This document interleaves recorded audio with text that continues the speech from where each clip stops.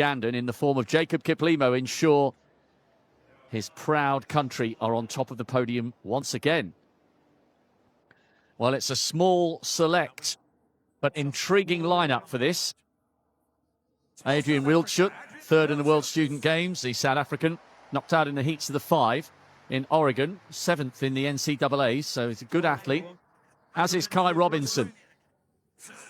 PB this year in Stanford, only 20, big stage for him. It's absolutely packed here. Now to the first of 3 Kenyans. Kibiwott Kandi, world half marathon silver medalist and the second fastest in history over that distance. Joseph Panga didn't manage to finish in Eugene. He'll hope to go one better here, the Tanzanian. Sam Atkin, national champion. Recovered well from Freeberg disease. Now this guy's better known as Edward Zakayo, former world junior champion, Commonwealth bronze as a 16-year-old 4 years ago. And what about Daniel Ebenyo? 4th in the world indoors at the start of this year. He's in cracking form, as is this guy, Jacob Kiplimo, the world half marathon champion, the world half marathon record holder.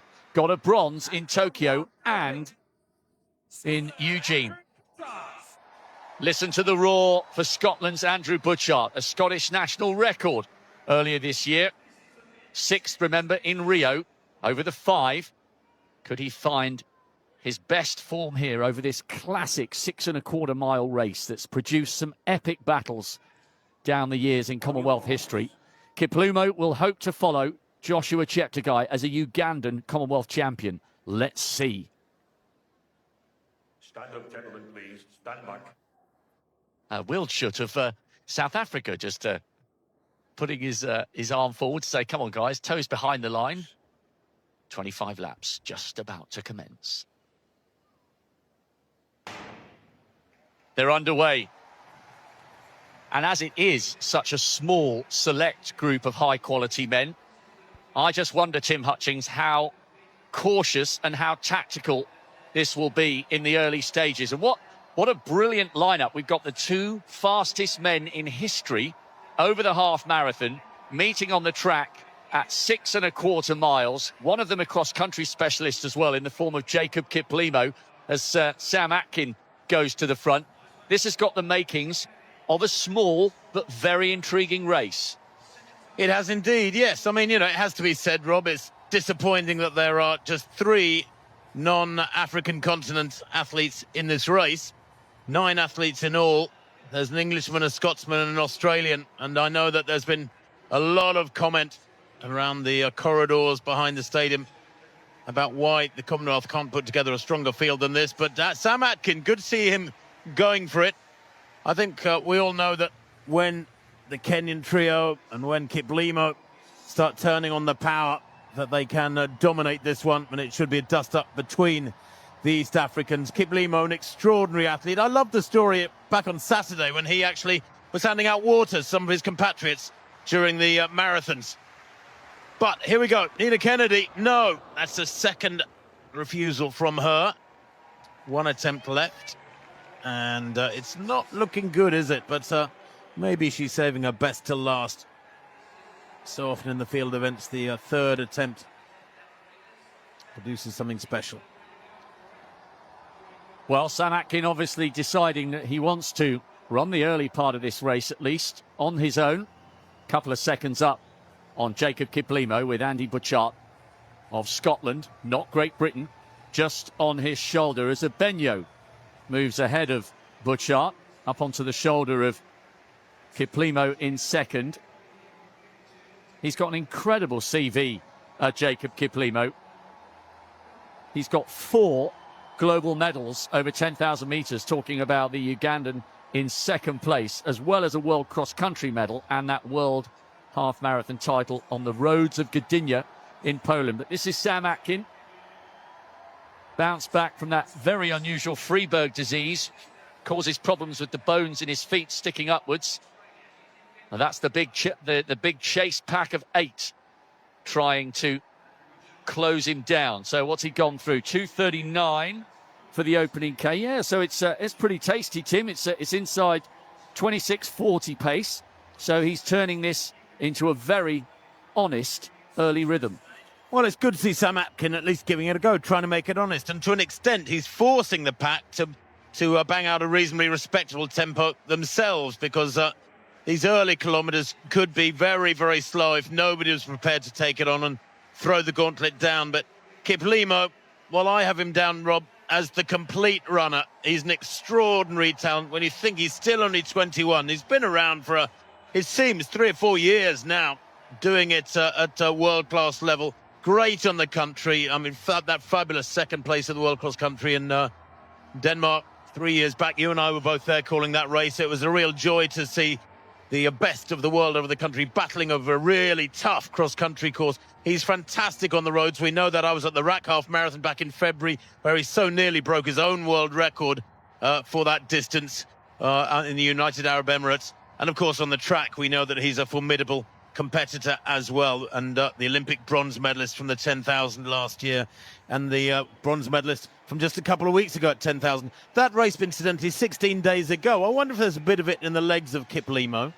Well, I guess we'll find out. And actually, quite clever, I guess, from Sam Atkin, because what probably would have suited Kiplimo off the back of such a hard run to try and live with his compatriot Joshua Cheptegei, who mounted a magnificent, as it turned out, successful title defence. Probably a really slow first 10 or 11 laps would have suited Jacob Kiplimo better, but he wouldn't have lined up here had he not felt he was in shape to take this title, especially with his compatriot, who would have been the defending champion, Joshua Cheptegei, opting not to compete here. No, I think you're exactly right. Sam Atkin looking lovely and relaxed here and moving well. And let's not make any mistake about Sam Atkin. He is a world-class competitor, 27.26. His lifetime best from a couple of years back. Belongs to the Lincoln Wellington club. Looks lovely and relaxed here, doesn't he? But that pack are actually beginning to close him down now. And when they come down this time, Rob, they'll be going through 2,000 metres. But that first kilometre, 2:39, as he pointed out, very, very healthy pace. And he's just having a little look in the rear-view mirror, as it were, just checking out where the others are. And the answer is they're coming back to him slowly and surely. Kiplimo just having a little look at the clock as they go through 2K in, 5:20. So, yeah, pretty much bang on 26.40 pace. But they are winding him in little by little. But he has ensured that we haven't gone through that first 10 or 12 laps completely dawdling with a blanket thrown over the field. It's more a case of single file. And one or two of these athletes, Tim, will be working very hard as we watch Kennedy, seeing whether she can finish with a flourish. Third attempt for Kennedy then. Third and final attempt. No, it's not to be. None of her 3 attempts really convincing. I don't think she really believed it. She knew she didn't need it. She has won with a spectacular second attempt at 4 metres 60, the Commonwealth title. It stays in Australian hands. In fact, the Australians have won all 5 titles from 1998 to 2014, and then Newman won for Canada in 2018, but it's back in Australian hands again. Well, talking of Australians, Tim, women's discus throw final continuing. Olszewski open with a 53.23. So that's shy of the 55-metre line for the Australian. Maybe a slight improvement on her first round throw. Looking for that high spin rate. Requiring, therefore, more force to get the discus spinning at an optimum rate. Maybe a few centimetres have been grabbed by the Australian. Everybody chasing Jade Lally, though, 57.33, 53.60. She stays just outside the medals. Now, Atkin had a little look over his shoulder as Jacob Kiplimo, now in third, closed him down. And Andy Butchart, on sensing it was getting a little slow once again, has decided to take his turn at the front. So the Englishman and the Scot, determined not to let the East Africans have the early rhythm all to themselves. A decent national record for Butchart. It's taken him a while, Tim, to rediscover the kind of form that had him so close to the Olympic podium in Rio 6 years ago. But maybe a hint with that 27.36 for the Scottish record that stepping up to the 10 might be his future. No, I think it probably is. I mean, Andy has been there and done it at 5,000 metres. Remember, he was sixth in the Rio Olympic 5,000 metres. But this is only his third ever 10,000 metres on the track. He's learning his trade as a 25-lapper, Andy. And I spoke to him briefly at the UK Championships back in late June in Manchester, and he said he'd had enormous injury problems. I think he came into that Championships with only about a month's training, decent training behind him. He then went to the Worlds, of course, wasn't really able to do himself justice. So he's improving in fitness all the time. 2:47 that third kilometre, Rob. 8:08 at 3K, much slower. Yeah, so now they've drifted just outside 27-minute pace, which is why the athlete wearing Pingua, who many people will better know as Zakayo, has decided to take this on. Remember, he got a bronze at the age of 16 4 years ago, checking his watch and deciding it's time to inject a little bit of pace, the Kenyan at the front. Sima Punya, the Indian athlete entering the circle. Her first round throw, 52 metres and 28. Looking to get nearer to a podium position, and that's better. That's over the 55-metre line. Well, 2 silver medals, as I mentioned, from this Commonwealth Games in this discipline so far. And that could promote her to a podium position, because that's near to the 56-metre line. It's not going to challenge the English athlete Jade Lally's lead, but Punya is getting better here. 55.92 goes into bronze. Okyekwere then of Nigeria. 55.82 in the first round. Can she get a little bit more, the Nigerian? She's gone over 60 metres this year. See the retrieval implement, the remote control car, ready to take the 1K implement back to the throwers. Going to be an improvement.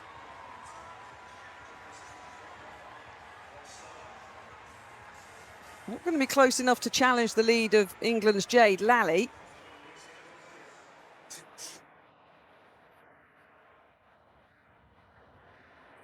.56 metres and 42 into silver.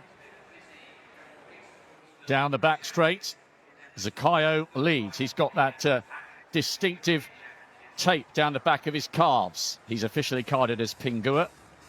Leading from Andy Butchart, Sam Atkin in third, Jacob Kiplimo quite happy in fourth place, and the third of the Kenyans, who we haven't really had a chance to speak about much yet, Tim, just towards the back of that group of 9 who are now pretty much single file. Kibiwot Kandi, silver, and you commentated on that race in Gdynia with Mari Yamauchi. Kibiwot Kandi, silver in the world half, the second quickest in history. Well, he was a world record holder until it was broken by a single second by Jacob Kiplimo. So the third of the Kenyans, who's quite happy just at the back of this group, has got immense stamina when called upon. Yeah, and Kandi, and I think you pronounce it Kandie, actually. I need to check that. Perhaps somebody from watching this in Kenya could let us know. But Kibiwot Kandi, or Kandie, actually didn't run in Eugene. So he comes here on fresh legs, relatively speaking. We know he's got enormous strength, and at the age of 26, very much in his prime. And I wonder whether or not Kandie's got something up his sleeve to dish out to the other 8 men in this field. Remember the race back in 2018 when Cheptegei won in 27.19, which is the game's record, by the way. Was a race of 2 very different halves, 13.54 at 5,000 and then a 13.25 second half. And that's sort of what I'm expecting here tonight, Rob. I suspect we'll see negative splits and some real fireworks at some point in the second half. Oh, you bring back good memories, Tim. That 10,000 on the Gold Coast is one of the finest races I watched that week in Australia. It was absolutely magnificent. There was very little in it between Cheptegei and Mohamed Ahmed running for Canada.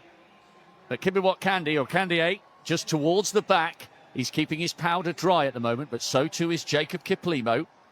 Just ahead of him, the Ugandan, arguably the joint favourite, now fourth from the back. And the Ugandans are hoping to keep a long list of winners of this event going. Boniface Kiprop took the title in Melbourne, and then Moses Kipsero went back-to-back in 2010 and 2014. What a brilliant cross-country runner and World Championship medalist he was before Joshua Cheptegei took the crown in Australia. So the Ugandans have got a rich history in this event. And if you are watching in Uganda, then Oliotia, we are delighted to have your company. Victor Kiplanga became your first marathon champion on Saturday, and he was greeted with a great reception in Victoria Square in the heart of Birmingham. And what a great reception it will be, whoever wins this, Tim. How good, I know we've mentioned this a couple of times, how good is it to see so many people packed into these tall tiered stands? They're creating a wonderful backdrop for the climax of our opening night of action. Well, it is glorious. And of course, Great Britain with a great tradition in distance running over the last 30, 40 years and more, going back to the great Commonwealth champions like Brendan Foster and Henry Rono. I was at the 78 Commonwealth Games, and Henry Rono toyed with the field there. He was striding down the straights, jogging around the bends, lap after lap in Edmonton, Canada. And it was a majestic performance from him, quite incredible. What I'm interested about here, Rob, is when will the Kenyans begin to kick in and move away? And what will the others do? How long will they be able to hang on? And it's a horrible position. If you're in a race like this, and you know you've got athletes up against you who are actually almost certainly significantly superior, you're running almost scared. You're wondering when they're going to kick in and make their move. And that must be in the minds of some of those non-Kenyans at the moment. Yes, Certainly. hard to predict and hard to know when you make your move. But Ebenyo looking very composed here, having a little look round just to see who's there. And it's Candy who's just behind him. Camera focuses on Andy Butchart, who's got Jacob Kiplimo of Uganda running on his shoulder. And now it's the turn of the South African, the 24-year-old Adrian Wildschut. And good evening if you're watching in South Africa. I know our pictures are going to many different countries around the Commonwealth, and he's had a little look and decided that perhaps it was getting a little too slow for his liking, and this is a half-decent injection of pace, and it's only Andy Butchart, Tim, who's decided to go with him, and they've opened up 5 or 6 metres on the leading two Kenyans in that chase group. Well, I'm glad to see Wildschut giving a good account of himself. The last 3 kilometres, by the way, remember the 2 opening kilometres, 2:39 and 2:41, were quick. Then it slowed. We had a couple of 2:47s and then a 2:50. 13:45 at 5,000 metres was the split. Just to interrupt, sorry, Tim, what a shame. Sam Atkin of England has stepped off the track, just a roundabout where Nina Kennedy has been celebrating, winning the pole vault for Australia. I thought my eyes were deceiving me for a second, but he just stepped onto the infield, and that's a real shame. So a field of 9 becomes a field of 8, and the man who was responsible for setting the early pace and setting us off at around about 26:40 pace plays no further part in this final. So 8 into 3, and it's Wildschut now, the South African, still at the front, but one by one they're beginning to queue up. And just having a little look at the back of that group, it looks like the Tanzanian Joseph Panga, who didn't manage to finish the race in Eugene, he is the first to become detached from this group. So all of a sudden we had 9 running in a big bunch. Now we have 7 in single file, with the Tanzanian just off the back in 8th. Yeah, they will start peeling off now. This is where it begins to hurt. 5,000 in 13:45. Although it was slow by the standards of Kiplimo and the 3 Kenyan athletes in this field, it's not that slow. Still 27:30 pace, and it will pick up. And it's good to see the South African Adrian Wildschut go to the front and push this along. 2:45. That's a 6th kilometre.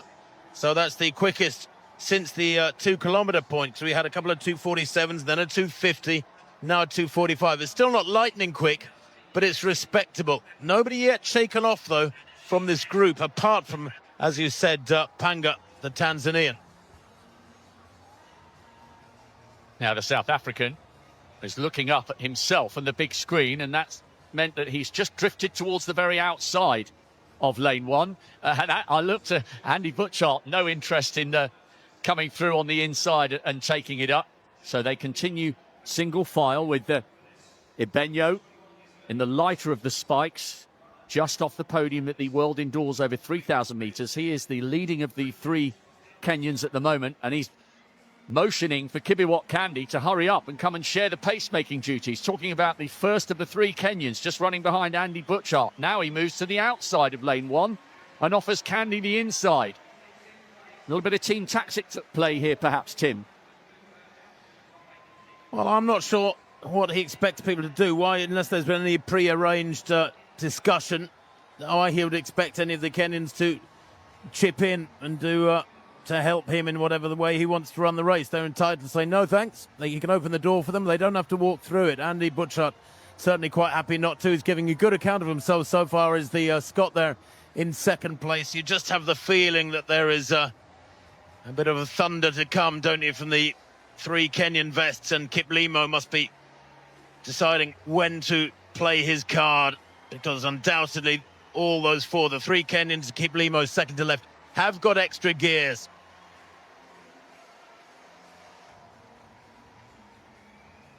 The cat and mouse game continues, but as you said, the three Kenyans and the Ugandan, who are running in third, fourth, fifth and sixth respectively, just keeping their powder dry.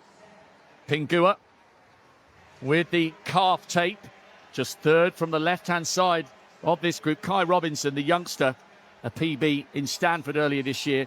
The Australian's doing his level best to stay with this little group of seven. We've lost Sam Atkin of England dropping out, and we've seen Panga spat out the back of this group. He's now adrift by some 75 metres. And now perhaps, Tim, comes the first big move from all three of the Kenyans, and it'll be fascinating to see how quickly Jacob Kiplimo recognises the danger and closes the gap. All of a sudden, Kenya 1, 2 and 3, with the Ugandan right behind them in fourth.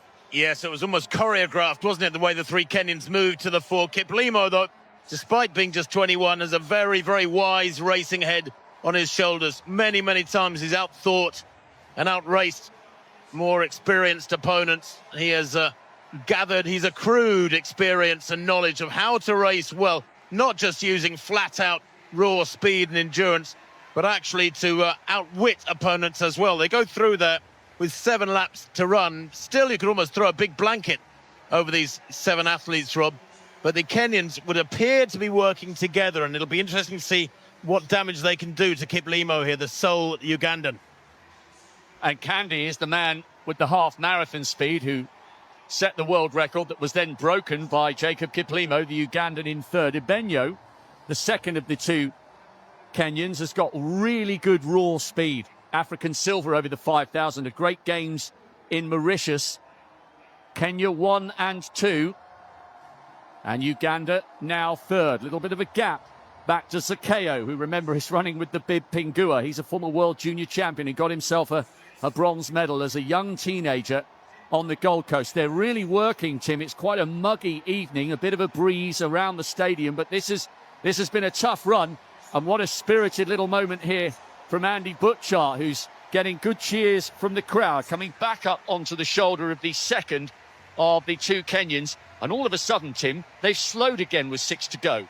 Well, I think nobody really wants to commit. It's a cat and mouse game. They're watching each other. That 7th kilometre, by the way, a 2:48. They went through in 1918. So we're down to the last 3 kilometres now. And they're all of a sudden, ironically, having been gone through 5K in 13:45 and heading for a time probably down around 27:30, it's been reduced to a jog. And as I say that, Rob, guess who hits the front when he decides this is getting a bit silly? Right. Is this the World Half Marathon Champions bid to burn off the rest of the field?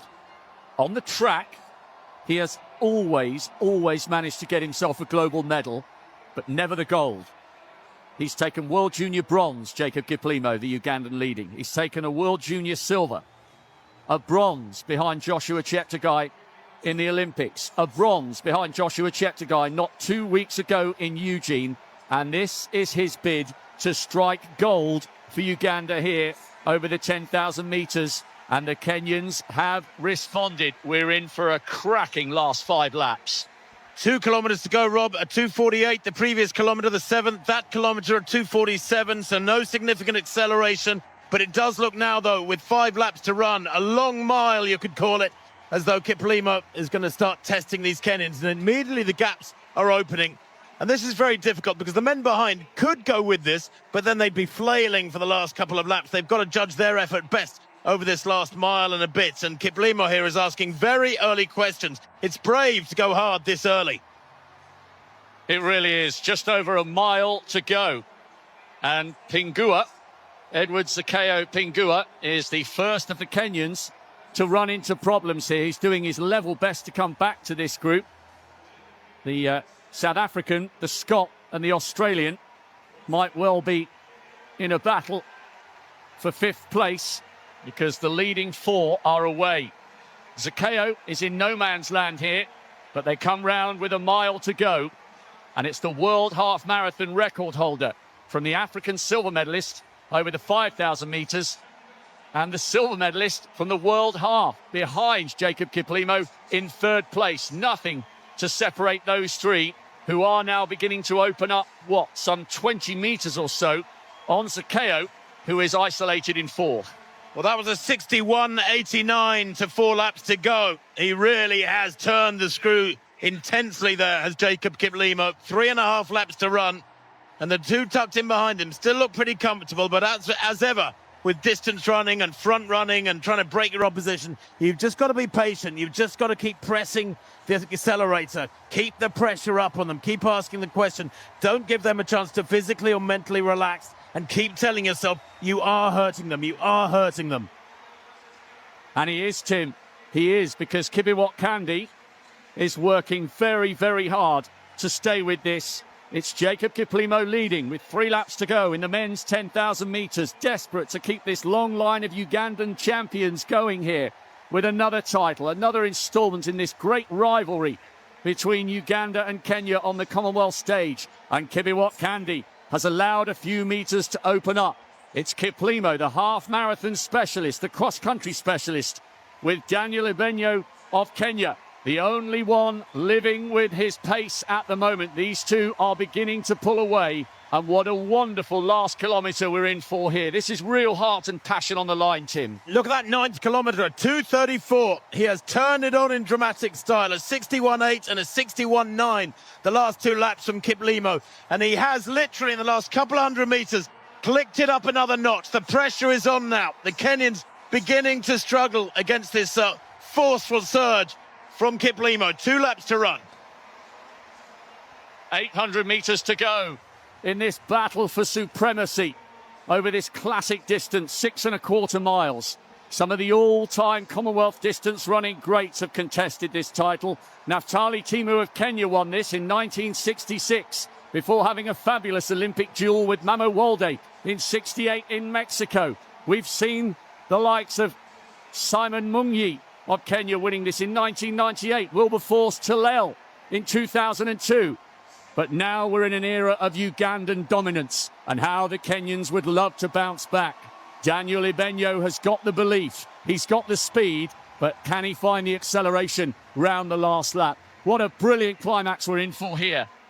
500 metres to run, and Kiplimo still looking calm, still bouncing along, looking fresh, both sweating up profusely, because it is a warm, muggy evening here, as he is challenged, can you believe, by Ebenyo as they approach the belt. Listen to the noise from the crowd here. Everybody in Birmingham responding to this classic duel over 10,000 metres. Ebenyo strikes for home. He has tracked Jacob Kiplimo like an unwanted shadow, but all of a sudden, he is the man in the firing line. Kiplimo gives a little glance over his shoulder. Is it an indication that he's tiring? But he's coming wide now. Ebenyo being forced to answer the questions inside the last 200 metres. Who's got the heart? Who's got the belief? Who's got the desire? Kiplimo not waiting for the straight. He's running wide round the bend. And look at the grace with which he's accelerating here.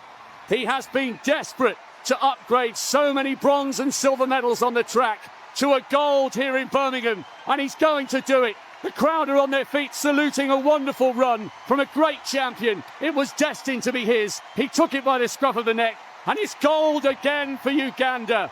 Jacob Kiplimo coming out on top. A brilliant, brilliant silver from Daniel Ebenyo. What a race. A dance of delight from Jacob Kiplimo.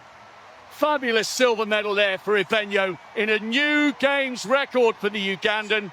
And an excellent bronze as well from a tiring figure of Kibiwot Candy. But Jacob Kiplimo has the heart, and he's got the whole stadium in the palm of his hand. He tore that field to pieces and was not to be denied. A glittering gold at the end of a brilliant season.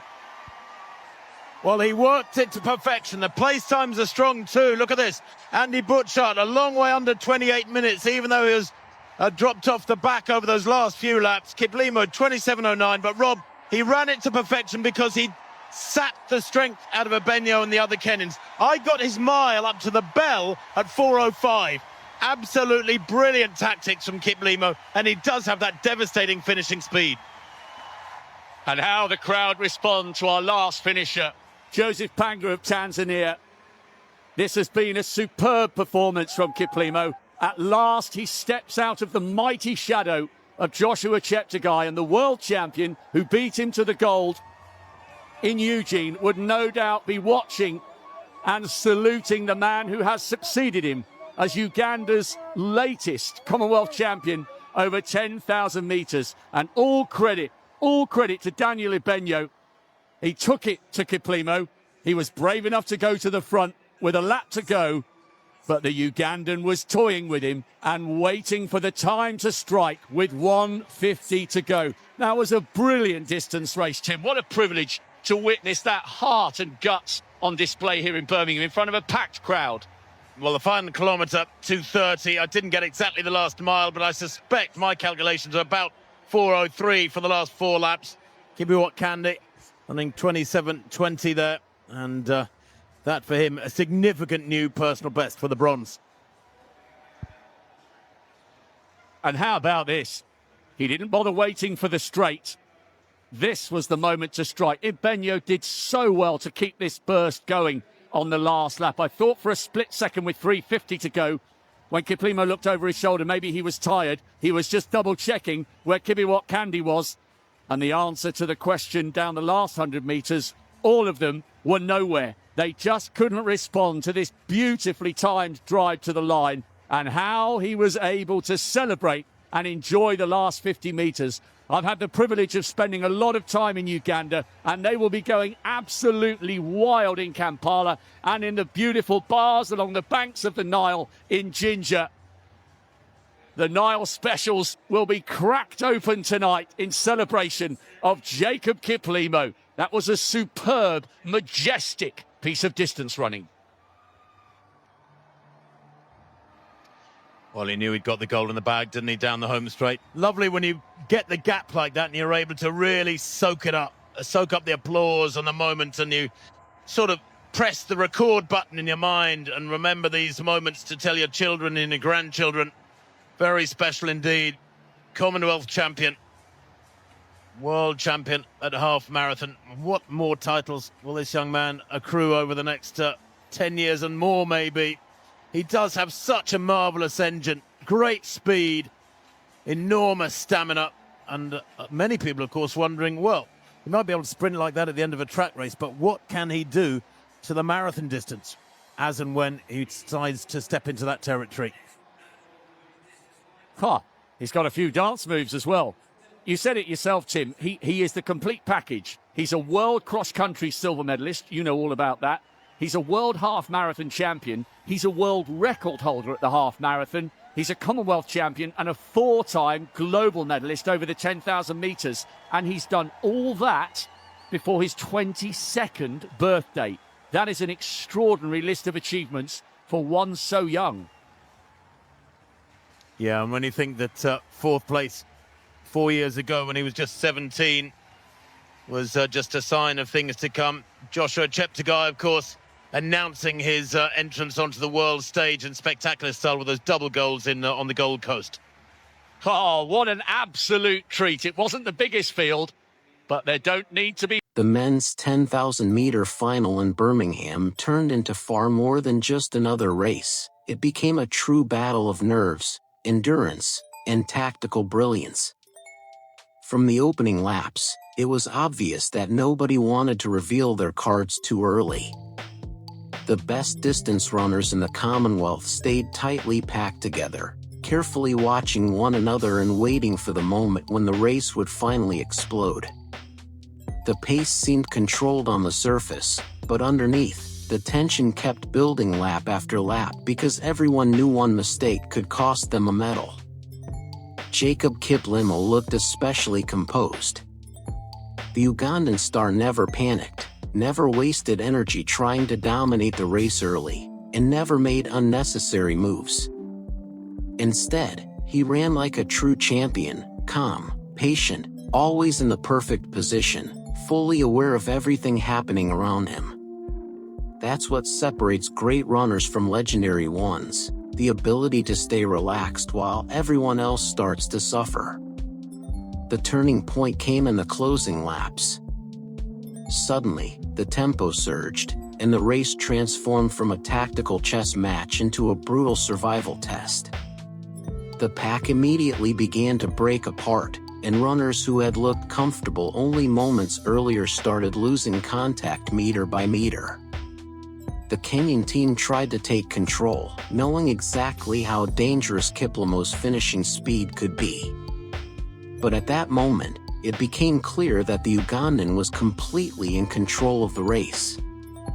With 2 laps remaining, Kiplimo launched his devastating move. It wasn't an all-out sprint at first, it felt more like he was slowly tightening the pressure on everyone behind him, increasing the pace so relentlessly that staying with him became more painful every second. Only Daniel Ebenyo had the courage to respond. The Kenyan fought brilliantly and stayed close for as long as he could, but even he slowly began to crack under the pressure. Then came the bell lap. The stadium erupted as Kiplimo shifted into another gear. His stride looked smooth and effortless, almost as if he had just started the race, while everyone else was already running on empty.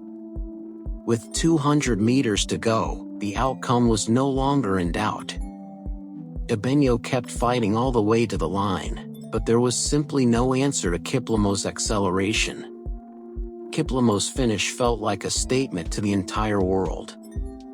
This wasn't just a victory, it was a masterclass in championship racing. Patience, control, mental strength, and a devastating finishing kick carried him to gold and a new games record. Performances like this are what turn elite runners into legends. If you enjoyed this breakdown, make sure to like the video, subscribe to the channel, and let me know in the comments which moment of the race impressed you the most. See you in the next episode.